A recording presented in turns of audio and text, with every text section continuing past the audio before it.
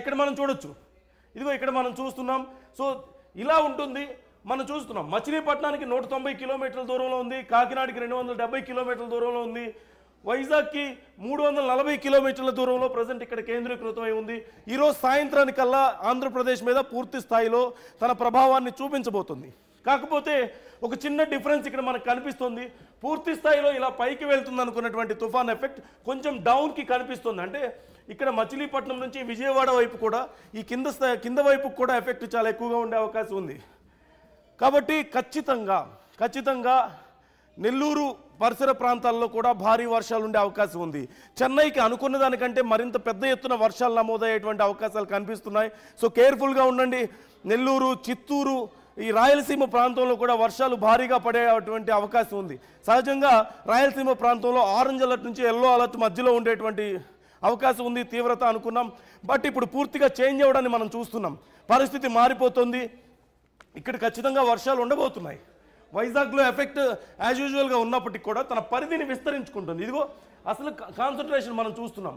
అంటే సహజంగా ఇలా రావాల్సినటువంటి ఈ మూమెంట్ ఇలా ఉండాల్సింది కొంచెం డౌన్కు ఉంది. సో దీనివల్ల ఇటువైపు అంటే మచిలీపట్నం కంటే కింద ప్రాంతాలకు కూడా దీని ప్రభావం ఎక్కువగా ఉండే అవకాశం ఉంది. విజయవాడలో కూడా వర్షాలు ఎక్కువ పడే అవకాశం ఉంది. విజయవాడ, గుంటూరు, అలాగే ఇటు రాయలసీమ ప్రాంతాల మీద కూడా ఎఫెక్ట్ చాలా ఎక్కువగా ఉండేటువంటి అవకాశం కనిపిస్తుంది. ఒకసారి ఇంతకుముందు ఉన్నటువంటి మ్యాప్లో కూడా నేను మీకు ఎక్స్ప్లెయిన్ చేస్తాను. అంటే రూట్ ఎలా మారుతుంది అనేది నేను మీకు చూపిస్తాను. పీసీఆర్ ఒకసారి. ఇక్కడ మనం చూడొచ్చు. This is the expected path. But కానీ కొంచెం డౌన్ స్ట్రీమ్కి వెళ్ళడానికి మనం చూడొచ్చు. ఇక్కడ నుంచి this is the expected path. ఇలా కర్వ్ తీసుకుంటుంది అనుకున్నారు, బట్ కొంత డౌన్ స్ట్రీమ్కి వెళ్ళిపోయింది. సో ఇది నేను మీకు ఇక్కడ క్లౌడ్ చూపిస్తున్నాను. క్లౌడ్ ఎలా మూవ్ అవుతుంది అనేది ఇక్కడ నేను చూపిస్తున్నాను. మోస్ట్ కాన్సన్ట్రేటెడ్ క్లౌడ్ ఇక్కడ విజయవాడ దగ్గర ఉంది. విజయవాడ, నెల్లూరు మధ్యలో మనకు కనిపిస్తుంది. సో ఇక్కడ వర్షపాతం ఎక్కువగా ఉండేటువంటి అవకాశం ఉంది. అలాగే చెన్నై మీద కూడా కాన్సన్ట్రేషన్ పెరగడాన్ని మనం ఇక్కడ అబ్జర్వ్ చేయొచ్చు. సో ఇక్కడ వర్షపాతం పెరిగేటువంటి అవకాశం కనిపిస్తుంది. విశాఖపట్నంలో ఎలాగో ఉంది. అండ్ ఇక్కడ కూడా చూస్తున్నాం మనం అప్పర్ లేయర్లో ఇక్కడ క్లౌడ్ మనకు కనిపిస్తుంది. సో అనుకున్న దానికంటే మోంతా తుఫాన్ ప్రభావం చాలా విస్తరించుకుంటూ ఎక్కువ ప్రభావాన్ని చూపించబోతుంది అనడంలో ఎలాంటి సందేహం లేదు. Just be careful. ఎప్పుడు ఎటువైపు టర్న్ అవుతుందో తెలియని పరిస్థితి కనిపిస్తుంది. ఎప్పుడు ఎటువైపు ఎలాంటి వర్షాలు పడతాయో, ఎక్కడ ఈదురుగాలు ఉంటాయో చెప్పడం కష్టంగా మారింది. ఒకసారి మనోజ్తో కూడా నేను మాట్లాడతాను. అంతర్వేదిలో సిద్ధంగా ఉన్నారు మా ప్రతినిధి మనోజ్. అంతర్వేదిలో ప్రస్తుతం పరిస్థితి ఎలా ఉందనేది తెలుసుకునే ప్రయత్నం చేద్దాం. మనోజ్, ప్రజెంట్ కండిషన్ ఎలా ఉంది? ఉదయానికి ఇప్పటికీ డిఫరెన్స్ ఏంటి? అంతర్వేదిలో పెద్ద ఎత్తున అలలు, సముద్రపు కెరటాలు అనేవి పెద్ద ఎత్తున ఒడ్డుకు చేరుకుంటున్నాయి. అంతేకాకుండా భారీగా ప్రచండమైన ఈదురుగాలతో సముద్రం కూడా ముందుకొస్తున్న పరిస్థితి మనం చూస్తున్నాం. ఏదేమైనప్పటికీ కూడా ఈ మోంతా తుఫాన్కి సంబంధించి దిశ అనేది మార్చుకుంటుంది. కాబట్టి ఒకవేళ కాకినాడ సమీపంలో అనేది తీరం దాటితే కనుక ఈ అంతర్వేదికి పెను ప్రమాదం పొంచి ఉంది. అదే కాకుండా మచిలీపట్నం, ఒకవేళ మచిలీపట్నానికి కూడా మచిలీపట్నంలో తీరం దాటితే కూడా ఇక్కడ అంతర్వేదికి పెను ప్రమాదం చోటు చేసుకునే అవకాశం ఉంది. పెద్ద ఎత్తున అంటే సాధారణంగా ఈ అంతర్వేదికి సంబంధించి సాధారణంగా ఇక్కడ సాగర్ సంగమం అంటూ ఉంటారు. గోదావరి సముద్రం రెండు కలిసే ప్రాంతం ఇది. అయినప్పటికీ కూడా ప్రస్తుతం ఇప్పుడు ఆ రెండో కూడా ఏది సముద్రం ఏది గోదావరి కూడా తెలియని పరిస్థితి అయితే ఇక్కడ నెలకొందని అనుకోవచ్చు.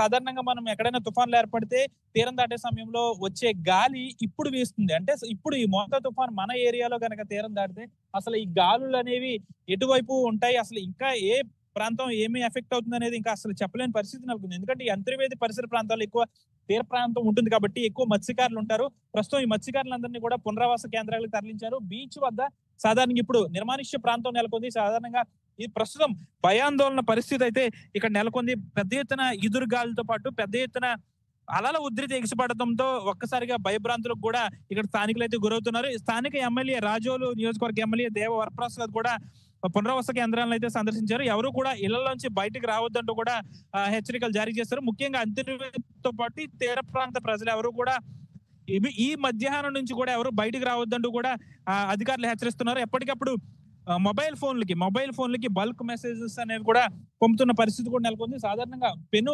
గాలులు దాదాపు ఇప్పుడే 70 నుంచి 80 కిలోమీటర్ల గాలులు వీస్తున్నాయి. నేనున్న ప్రాంతంలో పెద్ద ఎత్తున నిలబడాలన్నా కూడా చాలా ఇబ్బందికర పరిస్థితులు కూడా ఇక్కడ నెలకొన్నాయి. సముద్రం రాను రాను ముందుకు వస్తున్న పరిస్థితి నెలకొంది. ఇప్పుడు తీరం దాటే సమయంలో అసలు ఏం జరుగుతుంది అనేది అయితే ఒక్కసారిగా భయాందోళన అయితే కలుగుతుంది. సాధారణంగా ఈ తీర ప్రాంత ప్రజలు ఎప్పుడు కూడా ఎలాంటి పెను తుఫాను చూడలేదంటూ కూడా వారు చెప్తున్న పరిస్థితి కూడా నెలకొంది. ఏదైనప్పటికీ కూడా తీర ప్రాంత ప్రజలను సురక్షిత ప్రాంతాలకు తరలిస్తున్నారు. ముఖ్యంగా చాలా వరకు కూడా పురాతన ఇళ్లలో ఉండే వాళ్ళని ఇప్పటికీ ఖాళీ చేస్తున్నారు. దాదాపు 10 నిమిషాలకి వ్యవధిలో దాదాపు సముద్రం అనేది ఇంకొంత మేర ముందుకు వచ్చింది కాబట్టి అందరూ కూడా భద్రతా చర్యలు అనేవి అందరూ పాటిస్తున్నారు. అధికారులు ఎప్పటికప్పుడు అప్రమత్తం అవుతున్నారు. ఇదే పరిస్థితి ఈ విధంగానే కొనసాగితే సాయంత్రం లోపు ఇక్కడ పెను ప్రమాదం జరిగి ఉంది కాబట్టి పెద్ద ఎత్తున అధికారులు ఇక్కడ సన్నద్ధం అవుతున్నారు. ఏదేమప్పుడు కూడా ఇటు కాకినాడలో తీరం దాటినప్పటికీ కూడా ఒకవేళ కాకినాడలో తీరం దాటినా ఇటు మచిలీపట్నంలో తీరం దాటినప్పటికీ కూడా ఇక్కడ పెద్ద ప్రళయమే జరిగే అవకాశం ఉంది. ఎందుకంటే ఇప్పుడే ఏ విధంగా ఉందంటే ఈ రోజు సాయంత్రానికి లేదా రేపు ఉదయానికి పరిస్థితి తారుమారే అవకాశం ఉంది కాబట్టి ప్రస్తుతం పరిస్థితి కూడా చాలా దారుణంగా ఉంది. ఎందుకంటే ప్రచండమైన గాలులు వీస్తున్నాయి కాబట్టి అధికారులు అప్రమత్తం అవుతున్నారు. పునరావాస కేంద్రాలను కూడా పెద్ద ఎత్తున పెంచుతున్న పరిస్థితి కూడా నెలకొంది. నందు right thank you Manoj, thanks for the details.